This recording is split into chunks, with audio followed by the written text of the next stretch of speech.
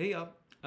So we are restarting the community supported cocktails for the year of Beyonce 2023.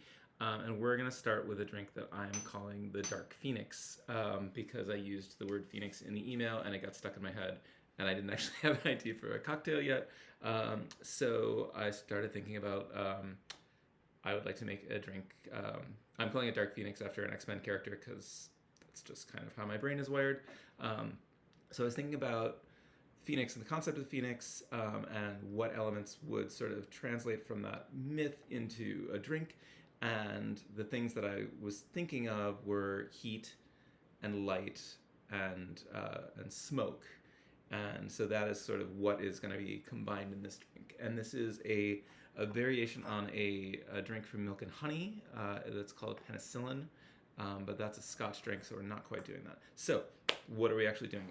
It's a bourbon drink. We're going to start with bourbon, and we are using the Breaker Bourbon Whiskey. This is from Indiana, so I have nothing to say about that. Oh, it's from California. Sorry. Yep, Indiana. Anyways, it's a bourbon. I tried it. It's nice. That's going to be our base. We are going to be using some lemon juice, citrus for brightness, and Mike's Hot Honey. I'm bad at turning things. Mike's Hot Honey. This is honey that is infused with chili peppers. It's out of Brooklyn, although I thought it was a Baltimore thing, but I guess it's not. Anyway, if you, yeah, it's definitely Brooklyn. It's available all over the place, and know yourself. If you think that hot honey is something that you need in your life, you're probably correct. It's very tasty. You can put it on like pizzas, and someone recommended putting it on vanilla ice cream, which I haven't tried yet, but it sounds really good. So that we've got our light, we've got our heat, and then we need our smoke. And for our smoke, we're going to be using Ardbeg. This is an Islay Scotch. It is a young Islay Scotch. This is the Ardbeg Wee Beastie. It's a 5-year-old Scotch, so it's a baby. Whew. I don't know why I opened it and smelled it like I'd never smelled it before.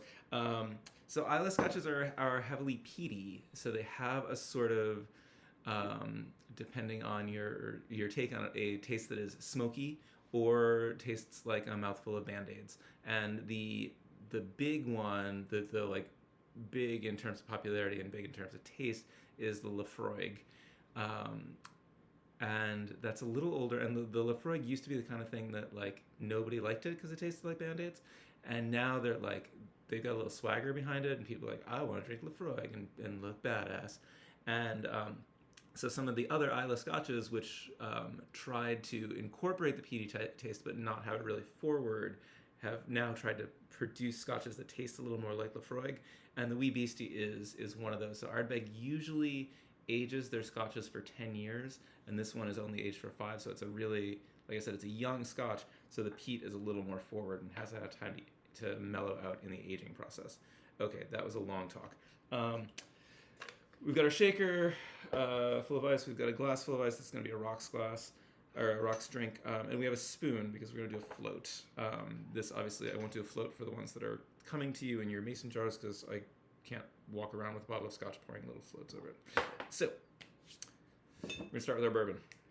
We're going to go 2 ounces of bourbon. And again, this is a variation on the penicillin. The penicillin is a drink made with blended scotch.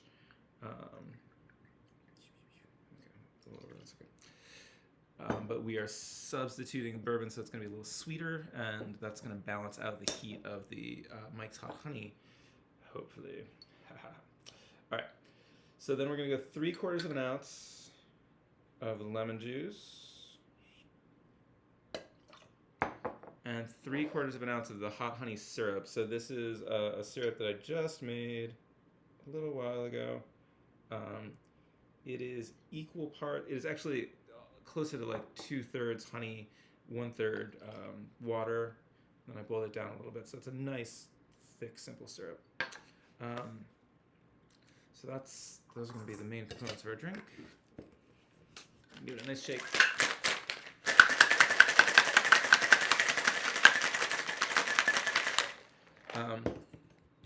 Again, anytime you're incorporating a citrus, into your cocktail. You could build this in the glass, but because it has citrus and it's not just booze, giving it a shake to incorporate it is a good idea. So it's got a nice sort of dark gold color to it.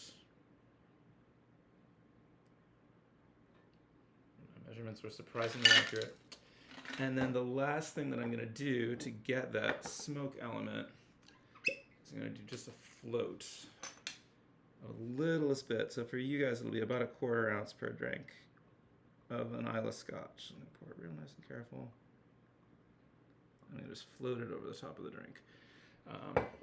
The other way you can do that is to pour like backwards over the spoon, but I wanted a bit of a measurement rather than eyeballing it. So, and then I'm not even going to, for myself, I'm not even going to stir it because I want that Islay right up in my nose. I want that Scotch right up front. And I did basically just inhale very smoky Scotch. Okay, so that's nice.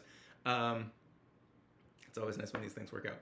So what you're going to get with this drink is the front is going to be a sort of like a smoked lemon kind of taste, and then you'll get the heat at the end of it.